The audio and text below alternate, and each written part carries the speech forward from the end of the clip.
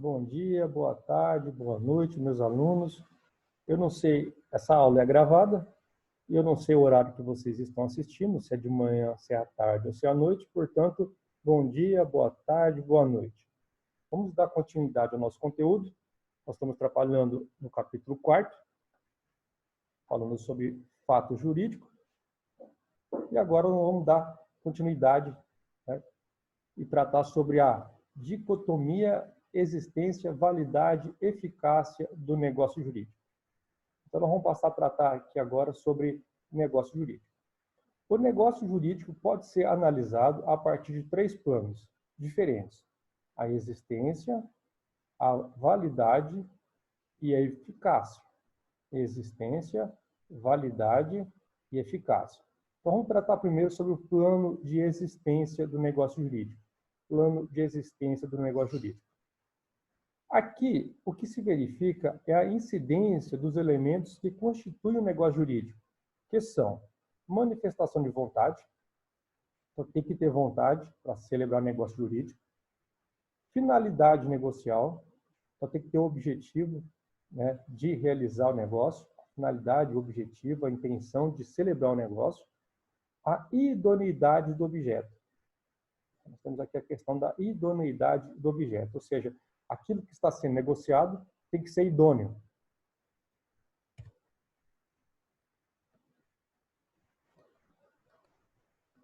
Manifestação de vontade. Então, temos aqui o primeiro item que trata a respeito da manifestação de vontade. Temos aqui: a vontade é pressuposto básico do negócio jurídico e é imprescindível que se exteriorize, ou seja, ela tem que ser apresentada, ela tem que ser demonstrada.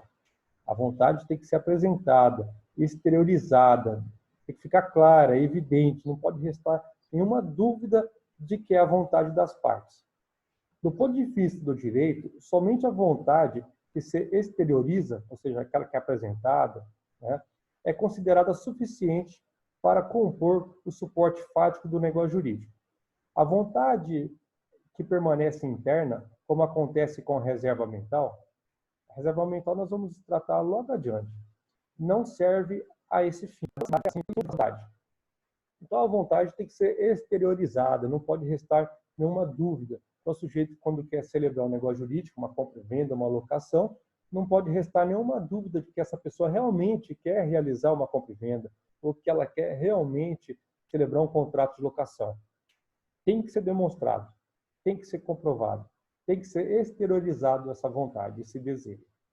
A vontade é um elemento de caráter subjetivo, decorrente da pessoa, da parte. A vontade, uma vez manifestada, obriga o contratante. Então, se a pessoa se manifestou de forma a entender que ele tem um desejo, a vontade de praticar um determinado ato, a outra parte, né, poderá exigir que ela cumpra aquela expressão, né, que ele se manifestou anteriormente. Então, a vontade, uma vez manifestada, obriga o contratante. Então, se a pessoa apresentou a vontade de celebrar um contrato de compra e venda, posteriormente, se ele se arrepender, né, ele terá que sofrer, então, as consequências desse arrependimento. Então, a manifestação de vontade pode ser expressa e tácita. Expressa é a que se realiza por meio de palavras, falada ou escrita, de gestos, sinais ou mímicas, de modo explícito, possibilitando o conhecimento imediato da intenção do agente. Então, ele tem que se manifestar de uma forma, né, que dá a entender a sua vontade, o seu desejo, a sua disposição, o seu ânimo. Tácita é a declaração de vontade que se revela pelo comportamento do agente. Pode-se comumente deduzir da conduta da pessoa a sua intenção. Então, aqui vai decorrer do comportamento da pessoa. Então, a pessoa vai se comportar de uma forma que entende-se que houve o aceite, que houve a concordância, né, que ele se manifestou querendo ou não praticar determinado ato. Então, o que vai demonstrar isso vai ser o seu comportamento. Ele vai se comportar de uma forma que vai dar a entender que ele aceitou ou não determinado ato, determinado negócio jurídico.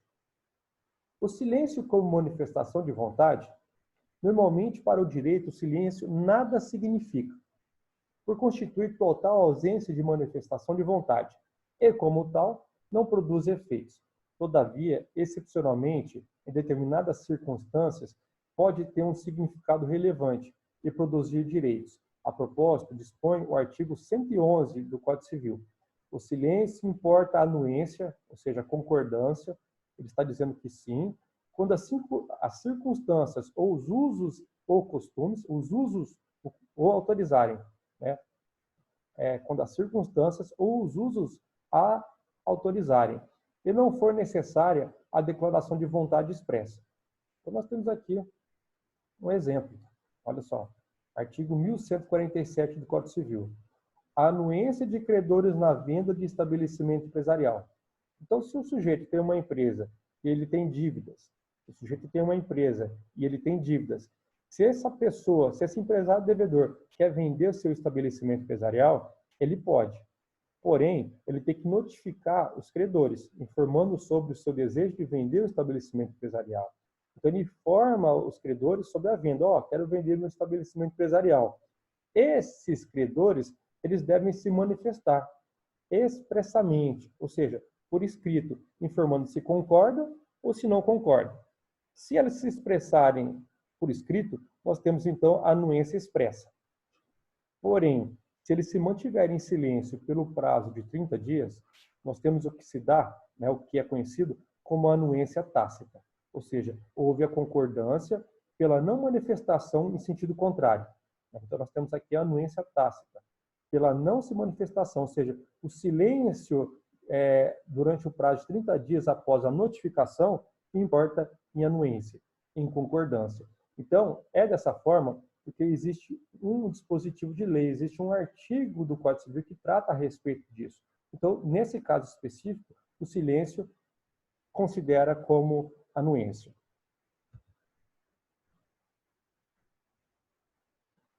Portanto, o silêncio pode ser interpretado como manifestação de vontade quando a lei conferir a ele tal efeito.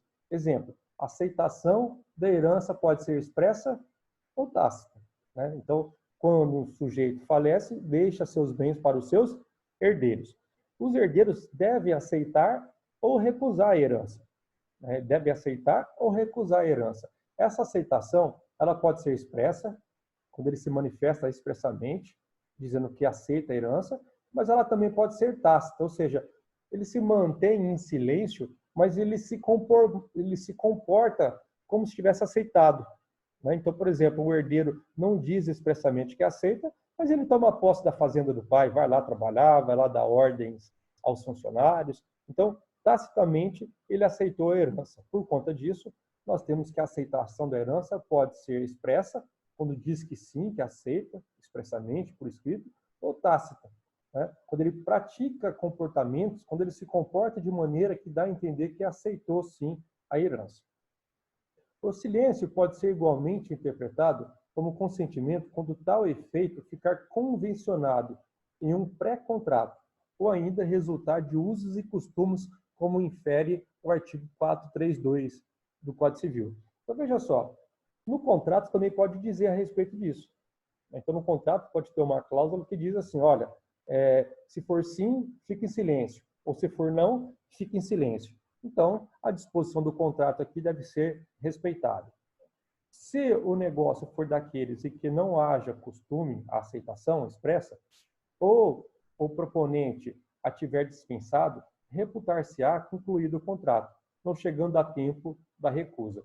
Então, nós temos, né, que a manifestação de vontade em silêncio, né, a manifestação de vontade, ela surge, né, em razão do silêncio, mas porque existe previsão no contrato. Então, se ele quer dizer não, ele tem que correr lá e informar que ele não quer, né? Ele tem que informar a tempo sobre a sua recusa, para não gerar os efeitos e consequências do aceite. Cabe ao juiz examinar, caso a caso, para verificar se o silêncio, na hipótese concreta, traduz ou não a vontade. Reserva mental. Então, nós temos aqui a reserva mental. Reserva mental. Ocorre reserva mental quando um dos declarantes oculta a verdadeira intenção. Isto é, quando não quer um efeito jurídico que declara querer. Tem por objetivo enganar o outro contratante ou declaratório. Exemplo, O consumidor liga no banco solicitando taxas melhores sob pena de encerramento da conta bancária. Porém, na verdade, o consumidor não irá encerrar a conta caso o banco não lhe ofereça taxas melhores. Ou seja, ele faz uma ameaça para o funcionário do banco, ele diz que vai encerrar a conta bancária se não for reduzida aquelas taxas cobradas pela instituição. Tá? Então, o que ele pretende aqui é não cancelar a conta no banco. Ele não quer cancelar a conta no banco. O que ele, na verdade, quer é a redução dessas taxas. Então, se o funcionário do banco reduzir essas taxas, ele continua, né, como cliente do banco. Porém, se o funcionário do banco não reduzir essas taxas, ele vai ter que cancelar a conta no banco, porque a ameaça feita pelo cliente vai ser efetivada. O funcionário do banco não sabe da verdadeira intenção do cliente. Então, a verdadeira intenção do cliente é não cancelar a conta, mas sim a redução das taxas. Então, veja só, se o declaratário não soube da reserva, né, o ato subsiste e produz os efeitos que o declarante não desejava. Então, o funcionário do banco não sabe que o cliente não quer cancelar a conta. Então, por conta disso, se o funcionário do banco não reduzir as taxas cobradas pela instituição financeira, o funcionário do banco vai, então, cancelar a conta no banco do cliente. E não é isso que o cliente queria. O que o cliente queria era a simples redução das taxas. Se o declaratário, que é o meu exemplo, o funcionário do banco, sabe da reserva, o negócio jurídico é considerado inexistente, porque é ausente a manifestação de vontade. Olha só o que diz o artigo 110 do Código Civil. A manifestação de vontade subsiste ainda que o seu autor haja feito a reserva mental, de não querer o que manifestou, salvo se dela o destinatário tinha conhecimento. Finalidade negocial. A finalidade negocial ou jurídica é o propósito de adquirir, conservar, modificar ou extinguir direitos. Então, esse é o objetivo do negócio jurídico, né? Adquirir direitos, conservar direitos, modificar ou extinguir direitos. O objetivo do negócio jurídico é esse. Sem essa intenção, a manifestação de vontade pode desencadear determinado efeito e pré-estabelecido no ordenamento jurídico, praticando o agente, então, um ato jurídico em sentido estrito. Por quê? Né? Olha só, um ato jurídico em sentido estrito, porque não é essa a intenção. Efeitos aquisitivos, modificativos, conservativos e extintivos do negócio jurídico. Então, nós temos aqui aquisição de direitos. Ocorre a aquisição de um direito com a sua incorporação ao patrimônio e à personalidade de uma pessoa. Podem ser classificados quanto à origem, originária ou derivada.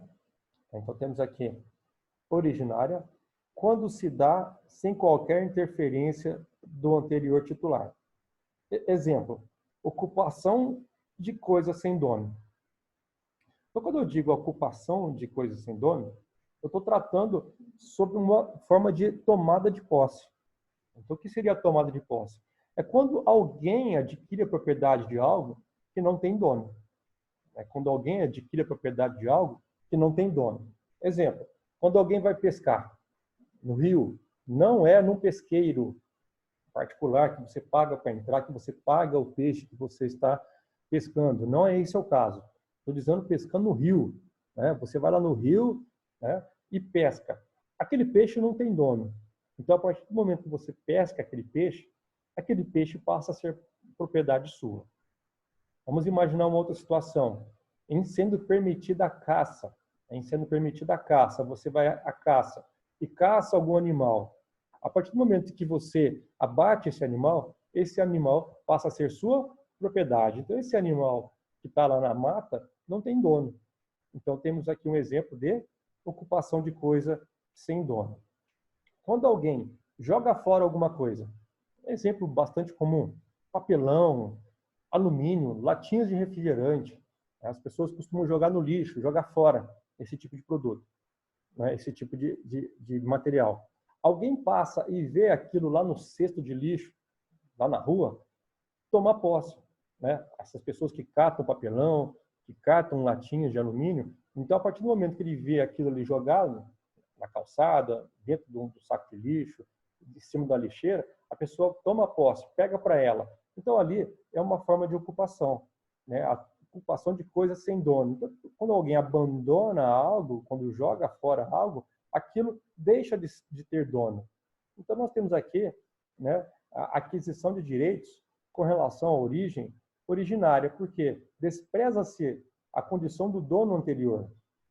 A outra situação que nós temos aqui é da avulsão, né? Então, a avulsão vai ser estudada lá no 3º ano de Direito Civil, que nada mais é do que a força natural violenta, né? Então, imaginem uma tempestade, uma chuva muito forte, né, que desloca uma porção de terra de um lugar para outro. Então, vamos imaginar um morro, né, onde a chuva forte, o vento forte, desprende uma quantidade de terra grande, né, que é deslocada de um lugar para outro. Então, essa quantidade de terra sai da propriedade de uma pessoa e vai para a propriedade de outra pessoa. Normalmente é barro, pedra, areia, mato, né? Então, essa quantidade de terra passa a fazer parte da propriedade de quem recebeu. Então, sai da propriedade de alguém e é deslocado de maneira abrupta, com muita força, força da natureza, de um lugar para outro. Então, essa outra propriedade aqui passa, né, a adquirir de maneira originária, né, essa porção de terra, essa porção de sedimentos que são transportados pela natureza. Então, nós temos aqui que ela é considerada, quanto à origem, de maneira originária, ou seja, despreza-se o antigo proprietário, né, o antigo dono é desprezado e essa aquisição se dá de maneira originária. Essa aquisição, então, se dá de maneira originária. Ela pode ser ainda derivada, quando ocorre a transferência feita por outra pessoa. Essa é mais simples, né? Temos aqui o contrato de compra e venda. Então, nós temos dois sujeitos, o vendedor e o comprador. O vendedor e o comprador. Então, sai da posse do vendedor e passa para a posse do comprador. Então, ela é derivada, né? Deriva de um antigo proprietário, né? Do anterior proprietário, de um primitivo proprietário para o atual proprietário. Quanto à onerosidade, ela pode ser gratuita, mas ela pode ser onerosa, gratuita, quando só o adquirente ofere vantagens. Exemplo, a sucessão, a pessoa faleceu e transmite seus bens para os seus herdeiros. Então, os herdeiros não pagam para adquirir a posse desses bens. A doação, da mesma forma, em vida, alguém transmite seus bens ou alguns de seus bens para uma outra pessoa. Então, a pessoa que se beneficia não tem qualquer ônus, não tem qualquer obrigação, não tem qualquer encargo. Já a onerosa, quando se exige do adquirente uma contraprestação. Exemplo é o contrato de compra e venda. O comprador tem que pagar e o vendedor tem que entregar a coisa vendida. A locação, o locatário tem que pagar o aluguel e o locador tem que deixar que o inquilino use do bem alugado. Quanto à existência, singular ou universal. Título singular ocorre no tocante a determinados bens. Exemplo, compra e venda. A título singular, compra e venda. A título universal ocorre quando o adquirente sucede o seu antecessor na totalidade de seus direitos. Aqui nós temos exemplo, a herança. Aqui nós temos exemplo, a herança. Então veja só, como é que a gente vai tratar a respeito disso? Quando a pessoa possui bens, né, várias fazendas, vários imóveis, vários veículos, muito gado, né, muito dinheiro em várias contas bancárias, várias obras de arte, vários objetos de ouro. Então, veja só, todos esses bens são considerados como se fosse um único bem, como se fosse uma única coisa. Então, nós temos aqui o nome de herança. Então, muito embora se trate de vários bens, para o direito é considerado como se fosse uma única coisa, um único bem, a herança. E essa herança, ou seja, o conjunto desses bens, será transmitido de uma forma direta, né, imediata, a seus sucessores. Então, é a transferência a título universal. Por quê? É a totalidade dos bens do falecido que são transmitidos de uma única vez para todos os seus herdeiros. Então, por isso, a título universal, diferente do que ocorre a título singular. Quando uma pessoa vende um cavalo, vende um boi, quando vende um carro, quando vende uma fazenda, quando vende um apartamento, então nós temos aqui a título singular. Um bem está sendo transmitido de uma pessoa para outra. Aqui, a título universal, todos os bens do falecido estão sendo transmitidos de uma única vez, como se fosse um único bem para os seus sucessores, para os seus herdeiros.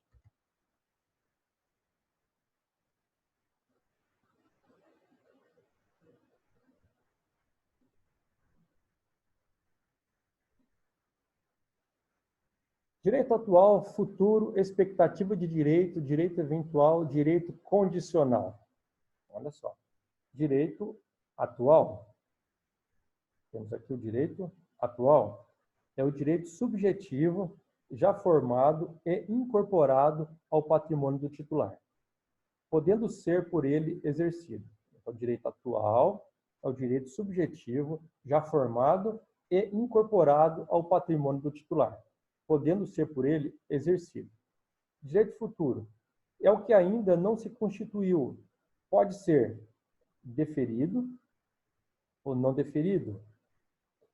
Deferido, quando a sua aquisição depende somente do arbítrio do sujeito. Exemplo, recebimento da escritura pública de compra e venda de bem imóvel.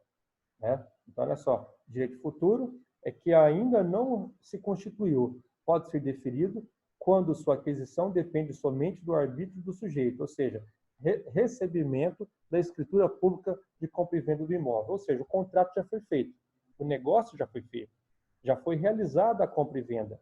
Só basta o vendedor assinar a escritura de compra e venda. Não deferido, quando a sua consolidação se subordina a fatos ou condições falíveis. Exemplo, recebimento da doação só se o sujeito se casar. Então, veja só, recebimento da doação só se o sujeito se casar. Então, aquela situação, aquela promessa que alguém faz, fala, olha, eu vou te dar uma geladeira se você casar. Eu vou te dar um determinado presente, uma viagem para o Caribe, se você se casar. Então, esse presente, essa promessa, somente deverá ser efetivada, somente o credor poderá exigir do devedor, que se comprometeu, se aquela condição ocorrer. Ou seja, se a pessoa se casar. Se ele não se casar, não vai ter direito à viagem para o Caribe, não vai ter direito àquela geladeira prometida pelaquela pessoa. O direito atual é diferente. Então, ela se incorpora de imediato. Falou, eu vou te dar uma passagem para ir para o Caribe agora, entrega. Eu vou te dar uma geladeira agora, entrega. Então, o direito atual. Expectativa de direito consiste na mera possibilidade de se adquirir um direito. Por exemplo, como a que tem os filhos de suceder os seus pais quando esses morrerem. Olha só, expectativa de direito. E se o filho morre antes dos pais? Vai ter essa transmissão para ele? Então, por isso, temos aqui a expectativa de direito, a mera possibilidade. Pode ser concretizada ou não. Direito eventual é um direito concebido, mas ainda pendente de concretização, a ser efetivado pelo próprio interessado, elemento da natureza interna. Exemplo, aceitação da proposta de compra e venda. Então, alguém vai lá e faz uma proposta. Fala, olha, eu quero comprar a sua casa, vou pagar 300 mil reais. Então, o vendedor pode aceitar ou não a proposta. Enquanto não aceitar a proposta, não existe nenhuma obrigação do vendedor de transmitir a propriedade. Da mesma forma, não existe nenhuma obrigação de quem fez a proposta em efetuar o pagamento. Direito condicional. Difere, ou seja, diferente do eventual, porque já se encontra em situação mais avançada, ou seja, completamente constituído, mas sua eficácia depende do implemento da condição estipulada, de um evento futuro e incerto. Elemento de natureza externa. Por exemplo, pai promete dar um carro para o filho, sob a condição deste passar no vestibular. Então, veja só, o pai prometeu dar o carro, mas fica suspensa essa obrigação do pai, né, a uma condição futura, né, um evento futuro e incerto. Por que futuro? Porque ele ainda depende da aprovação do vestibular. E incerto, porque ele pode não ser aprovado no vestibular. Então, essa obrigação somente se tornará exigível a partir do momento que o filho seja aprovado no vestibular. O artigo 130 do Código Civil diz o seguinte: ao titular de direito eventual, nos casos de condição suspensiva ou resolutiva, é permitido praticar o ato destinado à conservação. Então, essa questão da condição suspensiva e condição resolutiva, nós vamos tratar no item adiante, né? Então, temos aqui, né, que a pessoa que vai se beneficiar dessa condição, ele tem possibilidade, né, de praticar atos destinados à conservação do seu direito.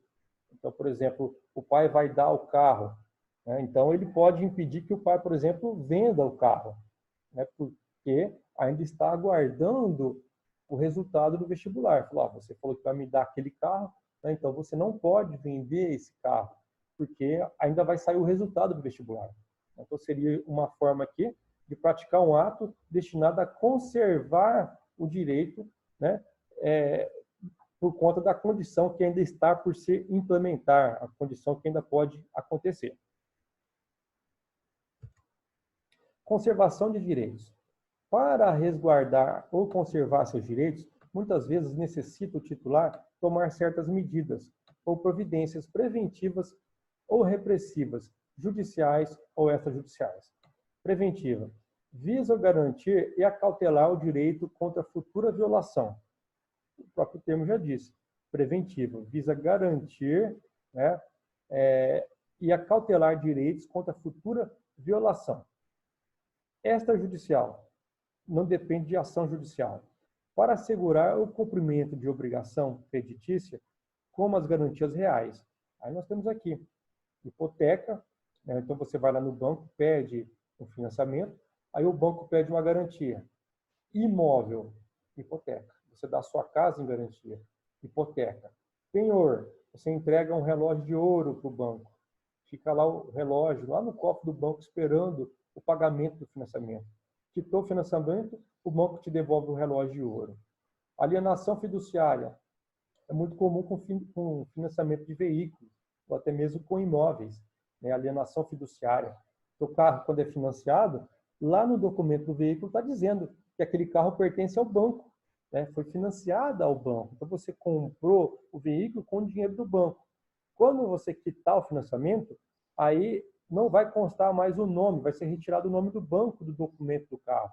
Vai passar a constar o nome do proprietário, de quem comprou o veículo. Então, aqui o carro fica em garantia. Se você não paga o financiamento, o banco poderá pegar o carro de volta, né? Pegar o carro como forma de receber seu crédito. Vende o carro em leilão e o produto é destinado ao pagamento do crédito do banco.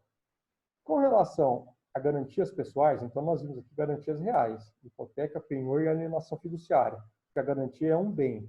Com relação às garantias pessoais, nós temos aqui o fiador, em contratos, e o avalista, né, quando se trata de título de crédito, um cheque, uma nota promissória, uma duplicata. Então, quem garante é o avalista. Contrato de locação, contrato de financiamento, né, contratos. Aí quem garante é o fiador.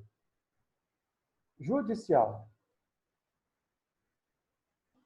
Judicial. Aí nós temos aqui judiciais correspondentes às medidas cautelares previstas no Código de Processo Civil. Exemplo, arresto, quando algum bem do devedor, né, algum bem do devedor fica em garantia do credor. Nós temos aqui o arresto, é um bem do devedor, será arrestado. Algum bem do devedor pode ser um cavalo de raça, pode ser um boi reprodutor, pode ser um veículo, né, qualquer bem do devedor. Sequestrado é quando certo bem do devedor, né, será buscado, um bem determinado. Eu quero aquele bem, eu quero aquele caminhão, eu quero aquele avião, eu quero aquele barco, né? Eu quero aquela joia. Então, um bem determinado será sequestrado. E busca e apreensão, né? É comum aqui nos contratos de financiamento de veículo, né? Então, você compra um veículo financiado e o veículo fica em garantia, por conta da alienação fiduciária. Então, se não for pago o financiamento do veículo, o banco pede a busca e apreensão, ou seja, aquele bem ali, né, vai ser objeto de busca e apreensão. O banco busca esse veículo aqui e vende em leilão como forma de satisfazer seu crédito.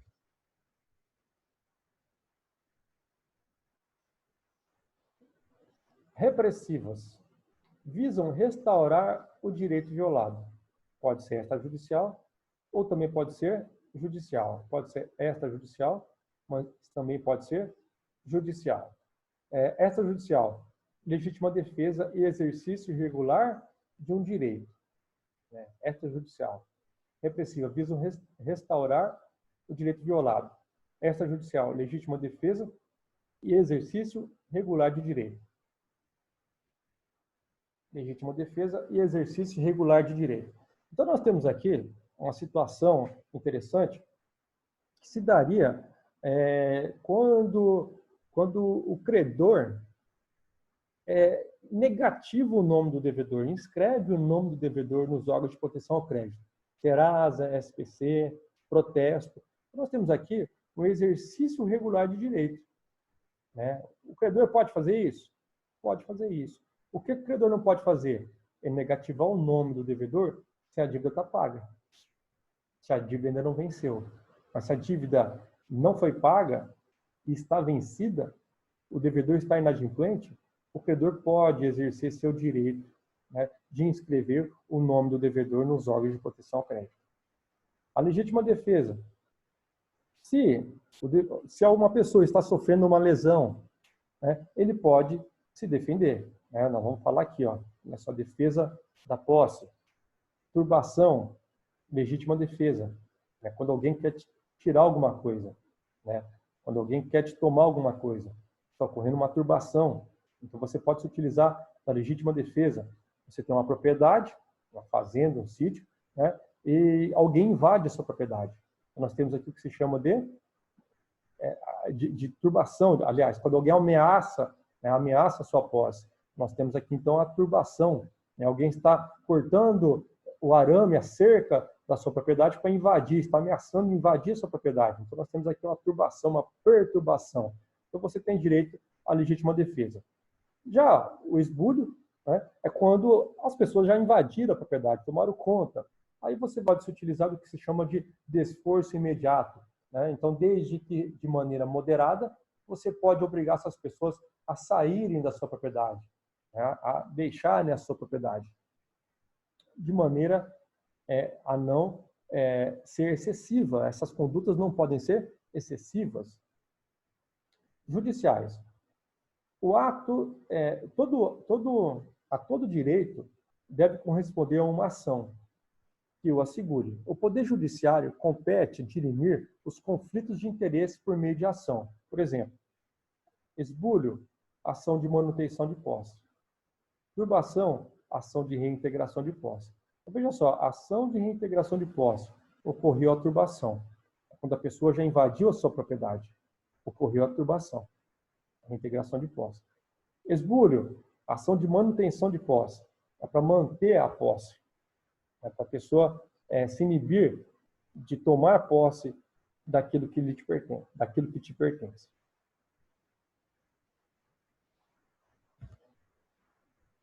Modificação de direitos.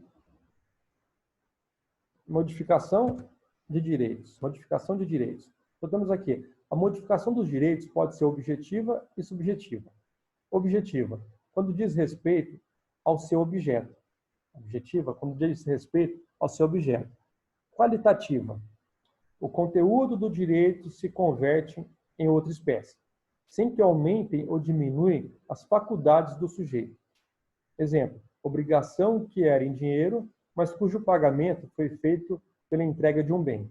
Então, mudou-se aqui a qualidade daquilo que deveria ter sido entregue pelo devedor. Quantitativa, o objeto aumenta ou diminui de volume. Ou extensão, se também alterar a qualidade do seu direito. Exemplo, aluvião. Então, nós temos aqui uma situação em que parte da propriedade de alguém é transportado para a propriedade de outra pessoa por meio da força da natureza. Então, aquele exemplo, aquela situação, a força da natureza transporta um determinado bem de um lugar para outro. Então, este que recebe essa quantidade de terras, né? Então temos aqui uma porção de terra que é transferida, que é transmutada de um lugar para outro por meio da força da natureza. Então, uma chuva forte, né? Vendaval, transporta uma porção de terra de um lugar para outro. Essa pessoa que recebe essa porção de terra não tem obrigação de indenizar a primeira, né? Então, nós temos aqui um exemplo de aumento ou diminuição da quantidade de um determinado bem. Subjetiva, quando diz respeito a seu sujeito, inter vivos ou mortis causa. Inter vivos, quando ocorre por atos de pessoas vivas, exemplo, a cessão de crédito. Então, você tem um crédito e você transfere para uma outra pessoa. Exemplo, eu emito um cheque para a professora Luciana, né, um cheque para a professora Luciana, porque eu devo para ela um determinado valor. Por sua vez, a professora Luciana deve um valor, o mesmo valor, para a professora Letícia. Daí, o que a Luciana faz? Transfere esse cheque para a Letícia. A Letícia deposita esse cheque na conta dela e o cheque é compensado. Ou seja, a minha dívida com a Luciana é extinta, a dívida da Luciana com a Letícia também será extinta. Então, houve aqui uma cessão de crédito, né? Então, a Luciana cedeu seu crédito para a Letícia. Relação aqui de sujeito entre vivos. Mortis causa. Desaparece o titular do direito, que se transmite incontinente aos seus herdeiros com a morte do decujus. Então, aqui nós temos que o direito é transmitido do titular para seus herdeiros, por meio da sucessão em razão da morte. Observação. Certos direitos, por serem personalíssimos, são insuscetíveis de modificação subjetiva, como sucede com os direitos de família puros. Então, os direitos de família puros, né, não são transmitidos a outras pessoas. Observação 2. Pode ocorrer modificação subjetiva no polo passivo da relação jurídica, em casos como a assunção de dívida, aqui eu estou falando sobre a cessão de dívida, né, assunção de dívida, cessão de dívida, né, quando ocorre a modificação do devedor. Então, o devedor passa a sua posição, seu lugar, para uma outra pessoa que passa a ser devedor no seu lugar. Exemplo, pai que assume a dívida do filho.